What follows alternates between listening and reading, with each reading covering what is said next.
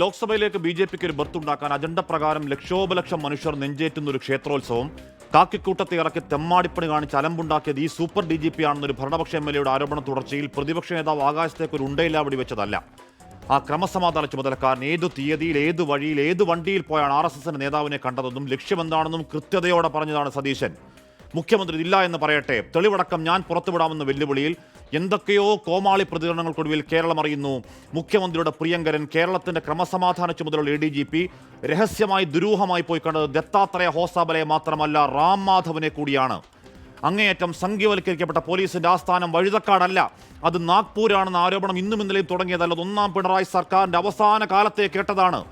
ഇടതുപക്ഷ പ്രവർത്തകരെ തന്നെ വേട്ടയാടുന്നതിൽ, ന്യൂനപക്ഷ വിരുദ്ധതയിൽ പോലീസ് RSSന്റെ സ്ലീപ്പർ സെല്ലാണെന്ന് പറഞ്ഞത് മുഖ്യമന്ത്രിയുടെ ഭാഷയിൽ ഏതെങ്കിലും വികസന വിരുദ്ധ വിദ്രോഹ സഖ്യമല്ല, ആനീരാജയാണ് CPI.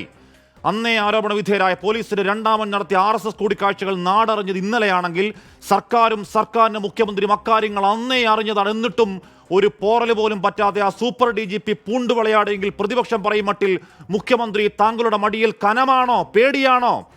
RSSുമായി സന്ധിയില്ലാ സമരമെന്ന രാഷ്ട്രീയ നയം കഴിവേറ്റിക്കൊന്ന് നാഗ്പൂരെ മേലാളന്മാരെ കൂട്ടുകാരനെ അഴിഞ്ഞാടാൻ വിട്ട് മുക്കിന് സ്റ്റേജ് കെട്ടി RSS വിരുദ്ധതയും ന്യൂനപക്ഷ പ്രേമവും പ്രസംഗിക്കണമെങ്കിൽ ചില്ലറയാണോ രാഷ്ട്രീയ കാപട്യം?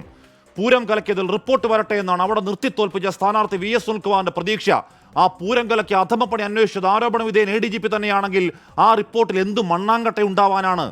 ADGP RSS നേതാവിനെ പോയി കണ്ടാൽ എന്താ പ്രശ്നം എന്ന് ചോദിക്കുന്നത് K. സുരേന്ദ്രൻ അല്ല, സാക്ഷാൽ പാർട്ടി സെക്രട്ടറിയാണ്. എന്തൊരു വൃത്തികെട്ട അരാഷ്ട്രീയ പേച്ചാണ് മാഷേ. RSS നേതാക്കളെ രഹസ്യമായി പോയി കണ്ട അജിത്തിനെ തള്ളിപ്പറയാൻ നാക്ക് പൊന്തുന്നില്ലെങ്കിൽ, അന്വേഷിക്കുമെന്നൊരു വാക്ക് പറയാൻ ധൈര്യമില്ലെങ്കിൽ, സംഘപരിവാരത്താർ കൊല ചെയ്യപ്പെട്ട രക്തസാക്ഷികളെ നിങ്ങൾ അവഹേളിക്കലാണ്, ഒറ്റുകൊടുക്കലാണ്.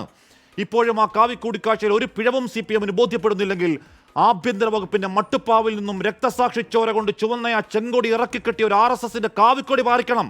അതും പോരെങ്കിൽ ആ സൂപ്പർ CM ശശിയെ പറഞ്ഞ് വീട്ടിൽ വിട്ട് ദത്താത്രേയ ഹോസാബലയെ മുഖ്യമന്ത്രിയുടെ രാഷ്ട്രീയ സെക്രട്ടറിയാക്കണം. ഗോവിന്ദ.